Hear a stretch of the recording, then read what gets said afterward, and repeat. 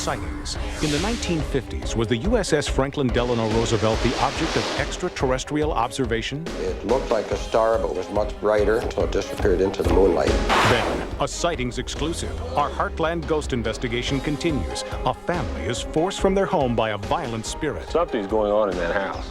It's strange activity. Plus, a psychic leads twin sisters to the family they never knew. The minute she came to the motel where we were staying and walked in the door, it was just as if we'd always known her. And a terrifying past life memory forces this woman to relive the horrors of the Holocaust. I kept having this image of being in this other woman's body that I just lost my mind. Later, are extraterrestrials time travelers from our own future? Extraterrestrials manipulate the fabric of space and time.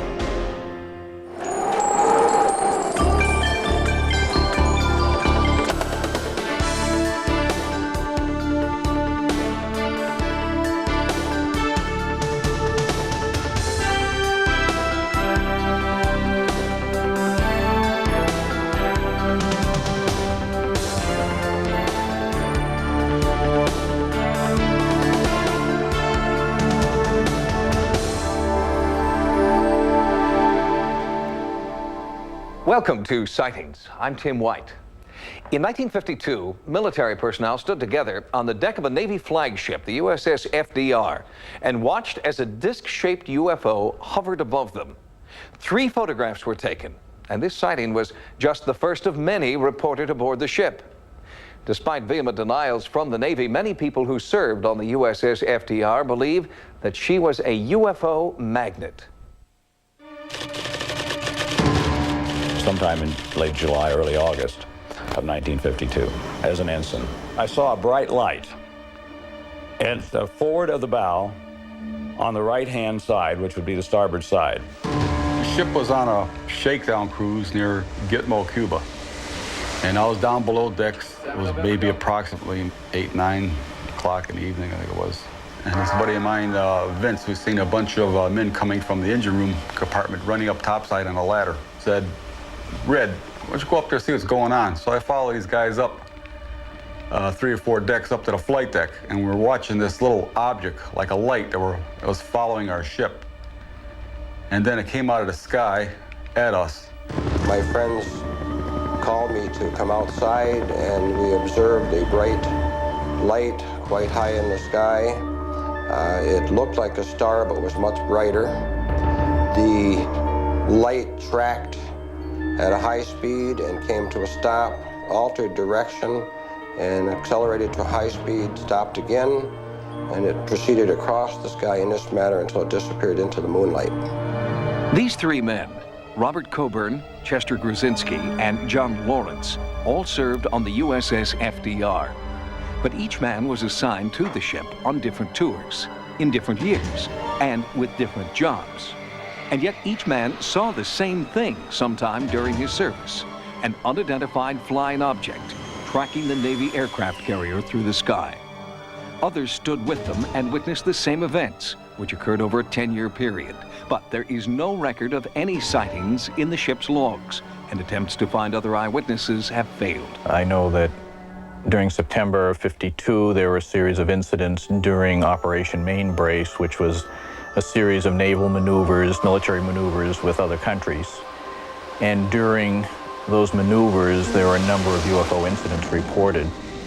One occurring in connection with a fighter jet, which had been followed by an unidentified flying object.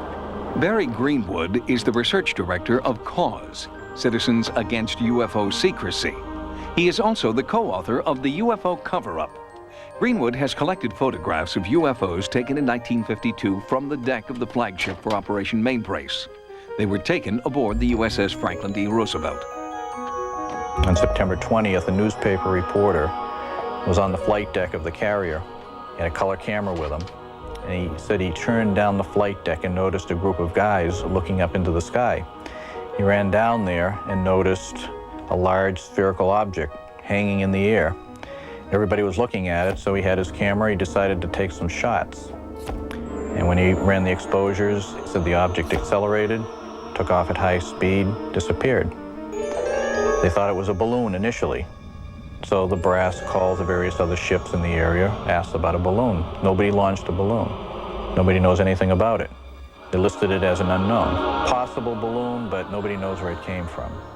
No, it's quite obvious that we had seen something. We don't know what it was. We knew that it couldn't be an airplane because an airplane could not start and stop. The rate of speed was too fast for a helicopter, and it was too erratic a pattern track for a weather balloon. Leon Treadwell also served on the USS FDR in the 1950s.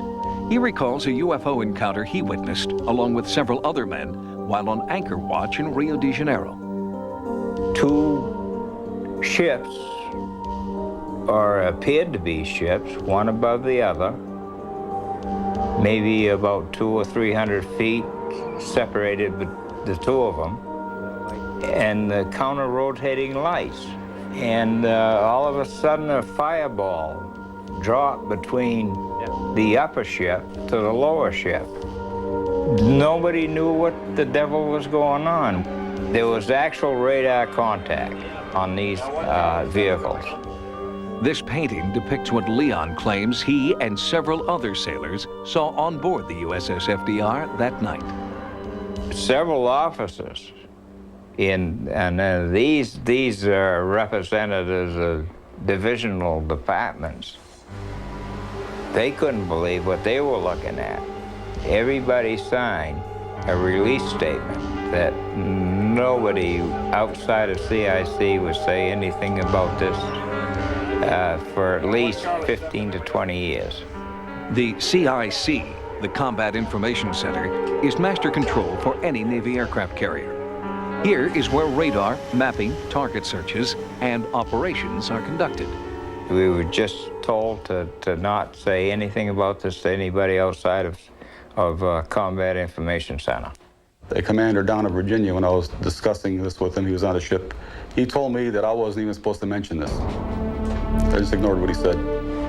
It's one of my desires in life is to find these other witnesses that were up on that flight deck with me witnessing this object as it came on top of the ship. There are a lot of times I wish that this would have never happened because all the aggravation has caused me.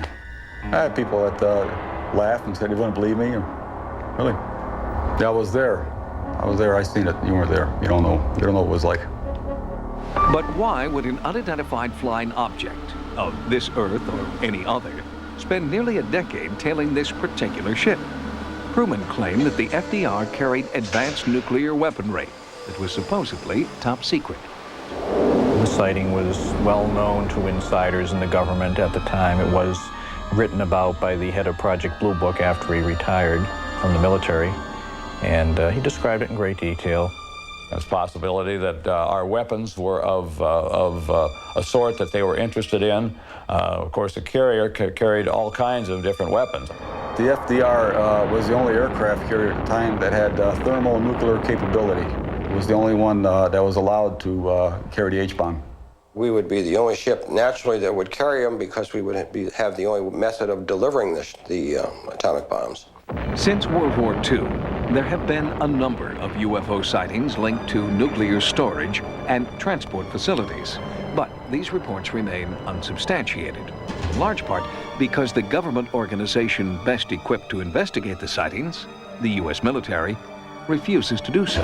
I think they are probably covering up the incidents with the FDR because they're covering up all incidences of UFO sightings. I won't rest till I find somebody else that was on that flight deck with me to witness that same thing I did. The experience of the crew members aboard the USS FDR may not be unique. Sightings is currently conducting an in-depth investigation into charges that UFO confrontations have occurred at 3 different military bases where nuclear weapons are stored. We'll bring you the results of that investigation on a future edition of Sightings. Next, a Sightings exclusive. A violent spirit continues its assault on a Midwestern family. It happened so quick. I'm sitting right here and I didn't see it. It's on my side. This is what we know so far. A 2-story house built in 1872 sits on a tree-lined street in the Midwest.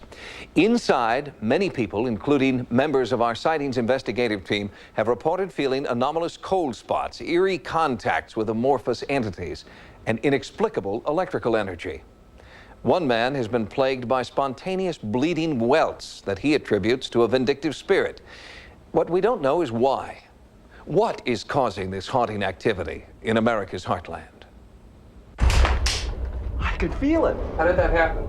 You don't know. Sally? Go on, walk in there. Walk in there. Oh my God! Look. Look. It's forming right there. I have 2 scratches. Oh, there it is. Look at it. Would it be okay if I sit down for a second? Why don't you sit down, Sally? Sightings viewers have their own theories. The wounds are self-inflicted, an allergic reaction, or psychosomatically induced. But the victim, his family, and many visitors here believe the strange phenomena are caused by a vindictive entity in the house. And that is why this family has moved out. But the empty house is still the focus of an ongoing sightings investigation. World-renowned paranormal investigator Kerry Gaynor believes this case deserves the same careful attention he brought to 2 previous cases, the entity and poltergeist cases. With the family gone, Gaynor has a unique opportunity to determine if the source of the ghostly activity is the site or the family. Maury Schrog is an environmental engineer with the Industrial Compliance and Safety Corporation. He was brought in to search for electromagnetic anomalies, temperature shifts, between 25 and 30, abnormal radiation levels, or unusual levels of radon, carbon monoxide, or other gases. Nothing unusual was picked up, but there were still reports of ghostly activity by many visitors to the home, including the owner, a 20-year veteran of the local police department. My hand got real cold. I mean, it got real cold. I thought somebody was doing something. I looked back both ways, and I asked everybody in the room if they had felt that. I said, it startled me. It kind of scared me. Did y'all feel that? And I didn't buy any of this. I really didn't. Until that happened. It happened. And we had felt the room temperature, which I figured was a draft in the room. But when it touched me, that was not a draft. Something's going on in that house. It's strange activity. What it is, I don't know. And so far, scientific equipment has failed to come up with the answer. We thought we might find something as we took several different kinds of measurements, and we found basically that the readings were no significant deviations. The lack of scientific evidence in the face of so many personal experiences convinced the family to seek help of another kind. They asked that an exorcism be performed to rid them of the entity. We were all holding hands, and at one point, my husband would grip real hard. We were told not to let go. Don't break the circle. And he just held on real tight because he was in such pain. It was odd because he's never really felt the pain before. But afterwards, we found out that he had been swiped at with a hand across his back on 3 separate occasions that left, I think it was 11 scratches right across the center upper portion of his back, his shoulder area. These are the scratches that materialized during that exorcism. And as long as the family stayed away from the house, the scratches didn't return. But during our investigation and an online computer forum with sightings viewers, the family dropped in unexpectedly. And within minutes, so did Sally. Whoa! So did you feel it here or down here? Where did you feel? Kind of like all across here. Oh, the whole face? Yeah. First, a scratch appeared on his face. Then, moments later, deeper cuts appeared on his back. You physically felt that? Yeah, that hurt. Describe to me again what you felt? This sharp sting felt like somebody stabbing something in my back. You okay? Yeah. Still hurt? No. We set up additional cameras and monitoring equipment, hoping to capture any further scratching episodes. It was while we were setting up that the victim, who had always wished to remain anonymous, told us he wanted to reveal his true identity. Sightings has made a habit of coming back to visit you. During that time, you asked them to disguise your appearance. Now you're finally allowing them to use your appearance. What changed for you? Well, it's something that me and my wife we talked about a lot, and it's a pretty religious town, and I didn't know what kind of feedback we'd get from this type of situation. The more we've talked about it, And since we have been on television a few times, and we've been getting some pretty positive feedback. I mean, the people have accepted it really well. So people aren't ridiculing you as much like you thought they might? We get our taunts every once in a while, or somebody will, you know, say something, but it's something that you just, I know what's happening, and my wife knows what's happening, and that's what's important to me. Now here's a new one right now. Right now. Right here. Brand new.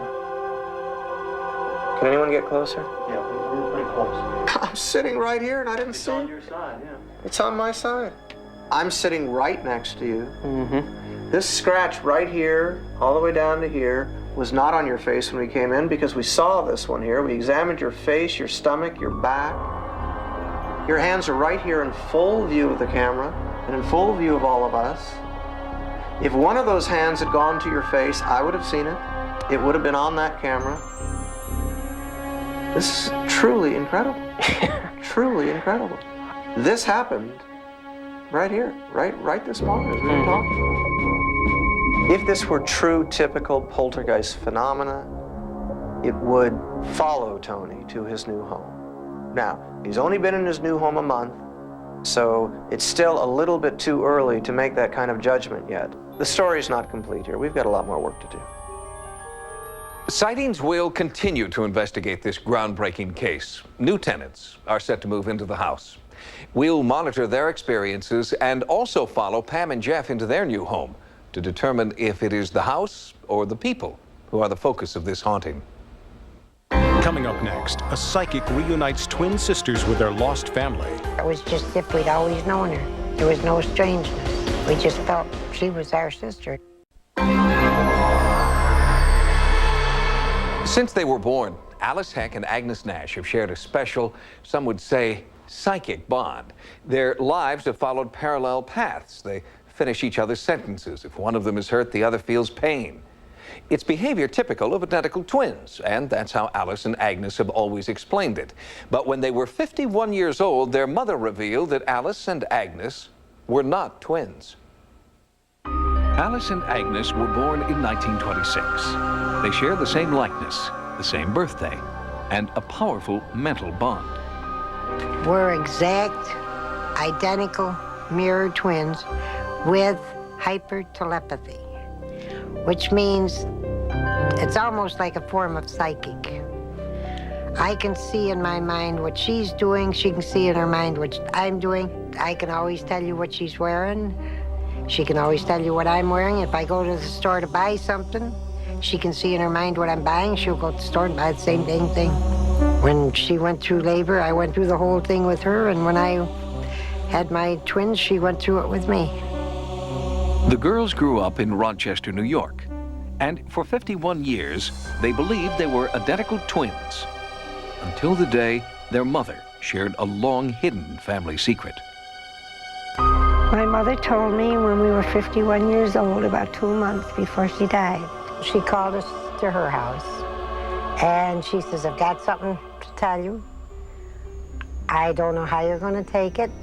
And she said, I realized that I do not have too much longer to live. She knew she was very, very sick. And she said, I think you better sit down. We both more or less said, what is it, Ma? And she says, well, you've always thought you were identical twins. Well, we are. No, you're not. You have 2 more. You are quads. There are 4 of you. And she said there were 4 of us, that she had seen the 4, that the 2 were taken at birth. Their mother died before Alice and Agnes could find out their missing siblings' names, addresses, or even if they were boys or girls. For the next 17 years, they sought help from private detectives, adoption agencies, and law enforcement. Nothing worked, until they asked a psychic for help. During the reading, what I picked up most importantly was the sister's name right away. It just flowed right out of me. But also a sense of sadness that their sister would really be reluctant about meeting up with them and connecting with them. Sandra also told Alice and Agnes that they would discover the whereabouts of this missing sister on Father's Day and meet her in the summer. Just 1 month after the psychic reading, during an appearance on a TV talk show, the connection was made. A little boy was watching that show and noticed a striking family resemblance. And that's when the grandson of our new sister saw us and thought we looked like his grandmother, and that's how this all started. That sister had also been looking for her birth family. She contacted Alice and Agnes on Father's Day and met them that same summer, just as the psychic had predicted. The minute she came to the motel where we were staying and walked in the door, it was just as if we'd always known her. There was no strangeness. We just felt she was our sister, and that was it. The twins were now triplets. And as they began to learn more and more about their separate lives, they discovered a number of eerie similarities, although they had grown up miles apart in different families. Some of the similarities have been that she has a son and daughter, Mark and Maureen. I have a son and daughter, Mark and Maureen. Her daughter, Maureen, was born July 12, 1952. My son, Jimmy, was born July 12, 1952. I lost twin girls back in 1960. And her one child, boy, was born the same day that I lost the twin girls, October the 3rd. There is another similarity that's a very marked one. My sister was married the year before I was the new sister. And when we got married, she bought her gown in her hometown at a specialty shop. I bought my gown here in Rochester in a specialty shop. She had hers altered, and so did I, with seat pearls in the neckline. Our headpieces were almost identical. Baptismal records support Alice and Agnes's belief that this is their sister. But as the psychic predicted, the long-lost sister isn't ready to accept this new family. She is still looking for a paper trail. I guess it's overwhelmed her, according to what she says. She doesn't want her name used or anything right now. But she admits to us that she knows in her heart that she is our sister.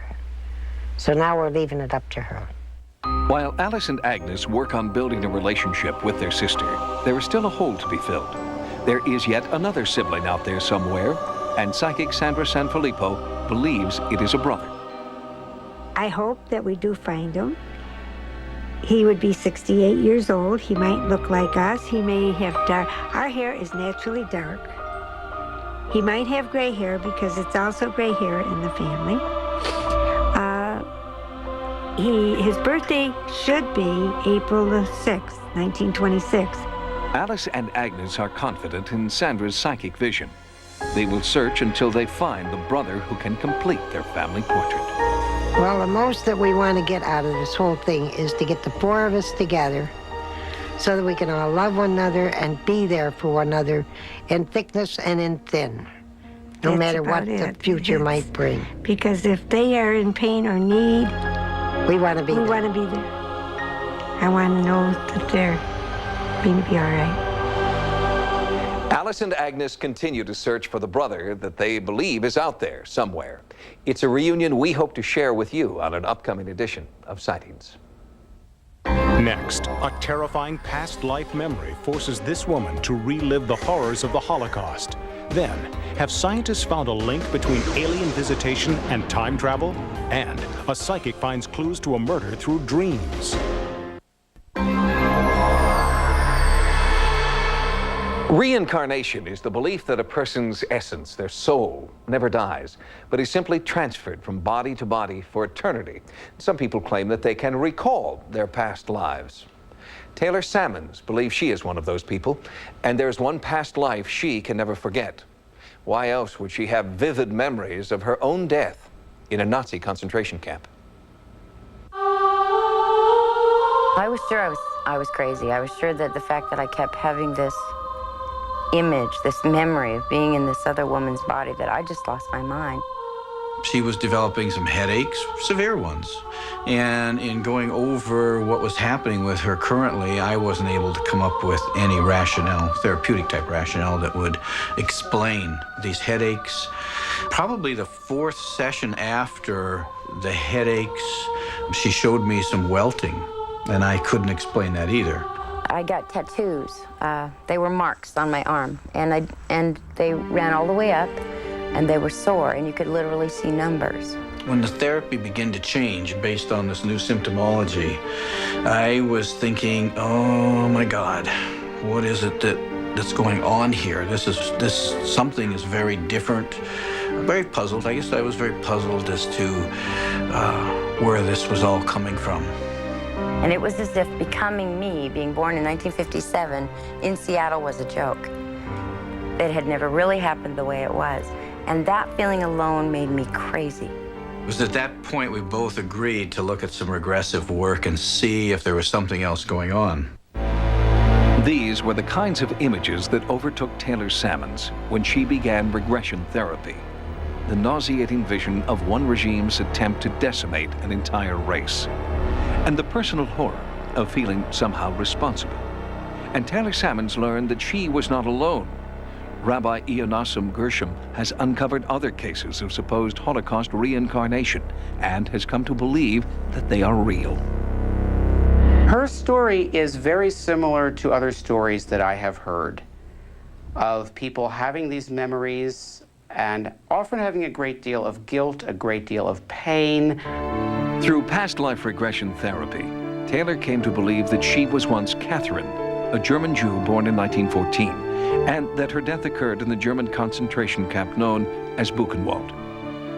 In looking at the genuineness of the memories of Catherine, I believed, and I still believe today, that they were very genuine. And what would happen would be that we would sit down and start the regressive process. And Taylor would start to lose her sense of self right there, and Catherine would emerge. And Catherine would start talking about events that she was struggling with and things that have happened in her life, some very traumatic, very traumatic. And these were the kinds of things that Taylor, throughout the years of knowing her therapeutically, I don't believe she could have known at all, nor could she have prefabricated in a regressive state. Among her past life memories was the name of a town, Lunenburg, where Taylor believes Catherine once lived. It is among the remembrances she has chronicled in her therapy journal. I lived in a village before we lived in the city. To tell you the name of the city, I want to say Lunenburg. I think this is the town square where nice things went on at first, and these were like buildings. These were the tops of buildings. They were rounded and they had something up here. I remember cobblestone roads. I remember, because I've never seen those. The obscure German town of Lunenburg actually does exist. It is known for its unique architecture, beautiful cobblestone streets, and marketplace. There is a fountain in the middle of the square. These uncanny coincidences led Taylor to explore her memories further with renowned past life therapist Frank Baranowski. Together, they uncovered more details of Catherine's life. She had 2 children and was pregnant when she was arrested. And this is the time when she feels like the children can't go to a concentration camp, and she decides to take their life. My children were 5 and under 2. And then the baby was born in the camp. I killed my daughter first. I suffocated her. And then I remember straightening her out like she was a little teddy bear, like she wasn't a person, a doll. And my son, I went to the chair, the rocker, and held him.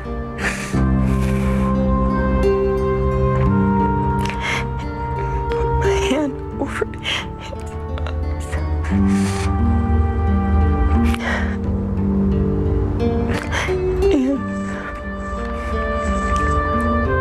And held the knife. And I think he thought we were playing. Taylor believes it is the shame and guilt of Catherine that still lives within her today. At the suggestion of sightings, Taylor agreed to consult with Dr. Brian Weiss, a psychiatrist who has studied past life regression extensively. Let your breathing take you deeper. You're already very, very peaceful and relaxed. You'll be able to go deeper than you have before. In this state, the memory is very enhanced. You can remember everything. This is for your experience. This is to help you. That's the most important part. After 2 days of intensive therapy with Dr. Weiss, Taylor began to relive even more of the life and death of Catherine. We are going. They're on the train. What is it like on this train? The others are singing and praying. And it's dark. And it's crowded and there's children. Do you know where this train is going? Where is it going? Buchenwald. To Buchenwald? Buchenwald, yes. This is all important to remember and then to let it go. You can go in, you know you're safe now. During the sessions, Taylor had vivid memories of life in the Buchenwald camp. She had visions of medical experiments being performed against her will, experiments which ultimately killed her. Go to the end of that life, that last day of her life, and let's see what happens. Can you see your body? What does it look like? It is very thin. The breast is missing. I think the arm is missing. An arm? And there's sewing in the stomach, and it's just thin. Okay, let's leave this all together now. During another session with Dr. Weiss, Taylor had recalled the last name Leibowitz, possibly a family name. As part of the healing process, Taylor visited the Miami Holocaust Memorial. The images there were hauntingly familiar, and there, on the wall of remembrance, was the name she knew too well. Although agonizing, Taylor's journey through Catherine's life has been a way to heal. Taylor's story seems similar to many of the cases I've had from the Holocaust in terms of the memories and the details and the emotion. But the remembrance still seems to be very healing, whether they're validated or not validated. People seem to get better, to lose their fears and phobias, to have more joy and happiness in their current lives. This is the important thing to me. If I let that healing continue, maybe for the first time, I get to really live. With the new clues she has uncovered in her most recent therapy session, Taylor hopes to locate any living relatives of Catherine and put the past to rest. Next, will new theories on controlling time and space lead us to alien worlds? Perhaps in outer space, extraterrestrials may have the capability to open a hole in space. H.G. Wells had the time machine. Sherman and Mr. Peabody had the Wayback Machine. And Michael J. Fox had a DeLorean. The fantasy of time travel is one of the most popular themes in science fiction. And now a tantalizing new theory suggests that time travel could someday be science fact. When time travel becomes possible, it will not be the kind of vehicle that's important, but rather the discovery of an interdimensional shortcut. In these scenes from Star Trek, the shortcut is a cosmic anomaly called a wormhole. We might have just discovered the first stable wormhole known to exist.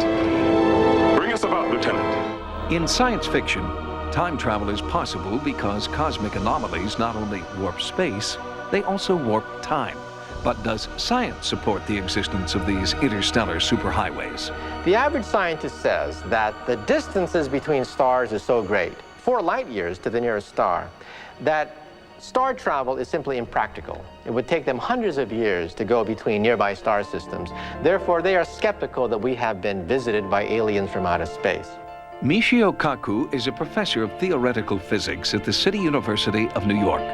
In his book, Hyperspace, Kaku suggests that there is a mechanism capable of warping time.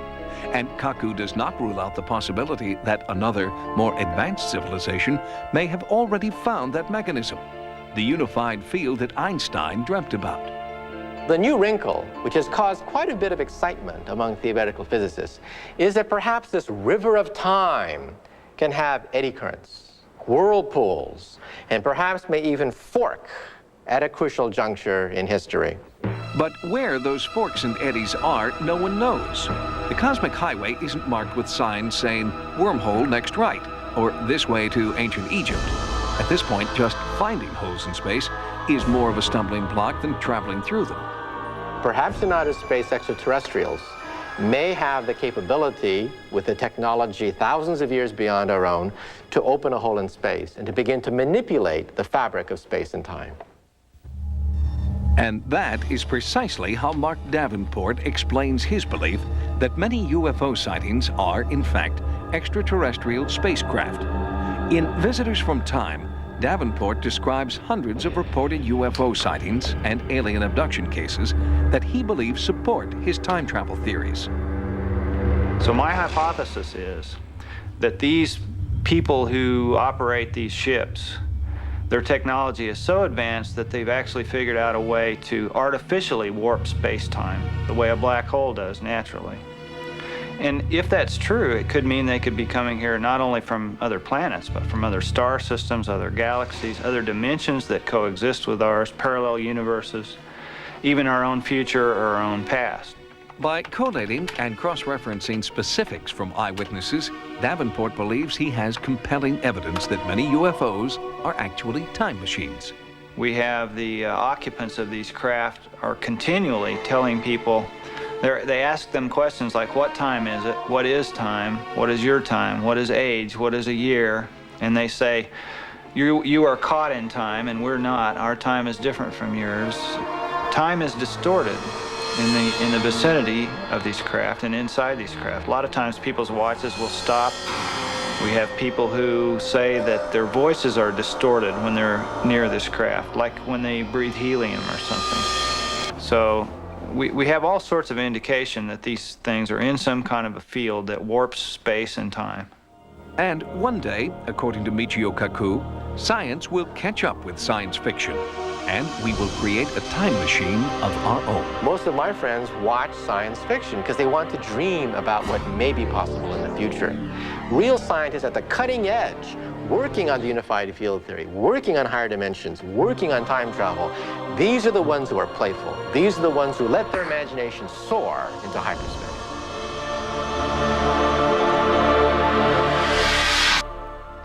Not all scientists agree with Michio Kaku's hyperspace theory.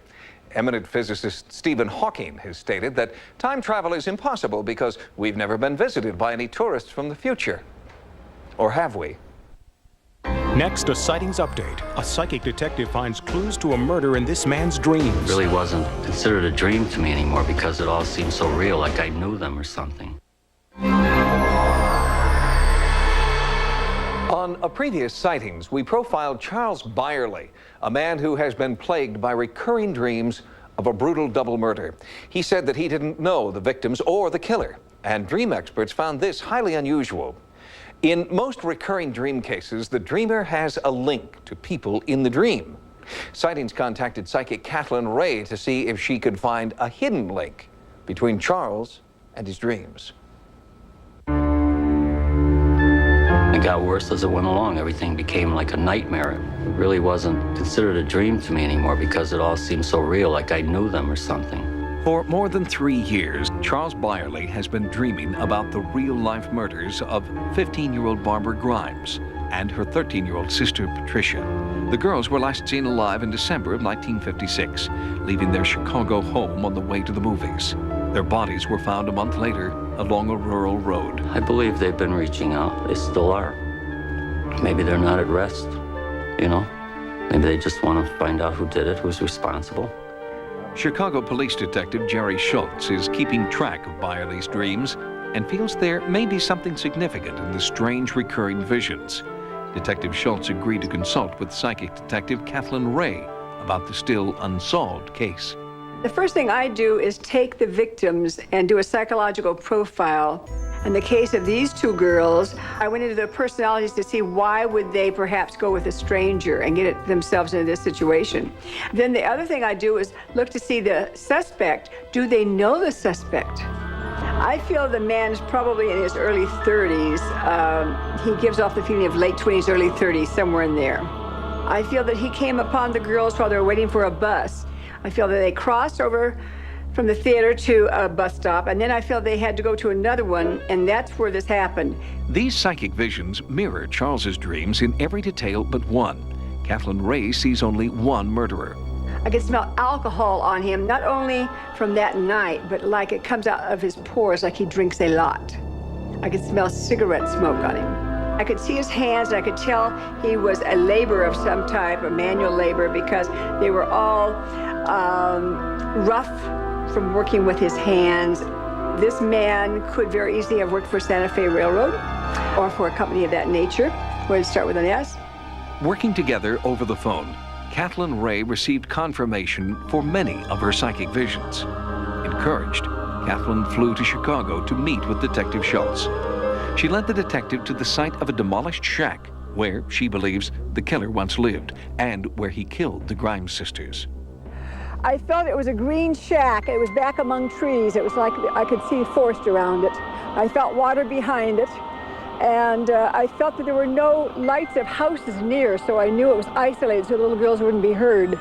And it certainly has everything I saw in my mind that fits the scene. When I first started working with the psychic, I was very skeptical, okay?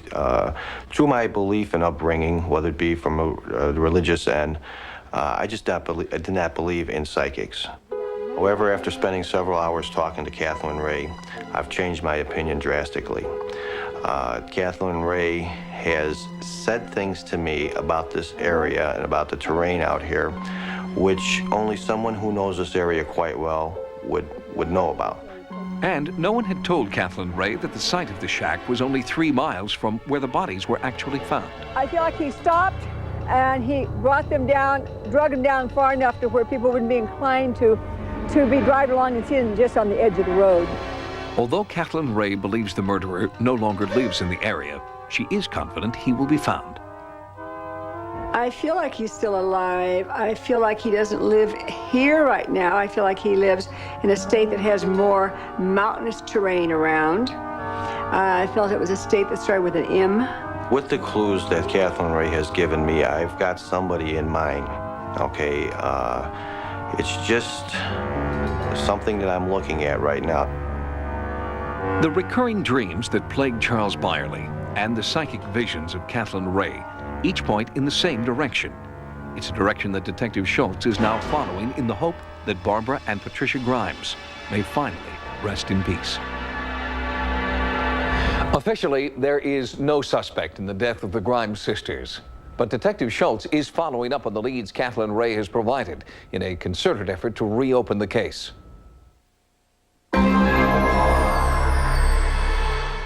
Sightings has expanded its America Online area. Keyword sightings when you log on for access to sighting stories, images, and events. To subscribe to America Online, call 1-800-591-3344. And you can still reach sightings 24 hours a day at 1-900-933-7444.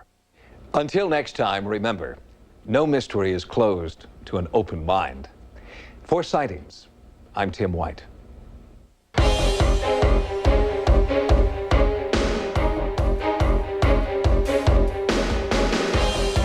Next on Sci-Fi, Dark Shadows. What planet is this? Explore the origins of the Federation with 10 uncut episodes from the final frontier. We're from your future. And exclusive commentary. The Star Trek 35th Anniversary Chain Reaction. Saturday all day on Sci-Fi.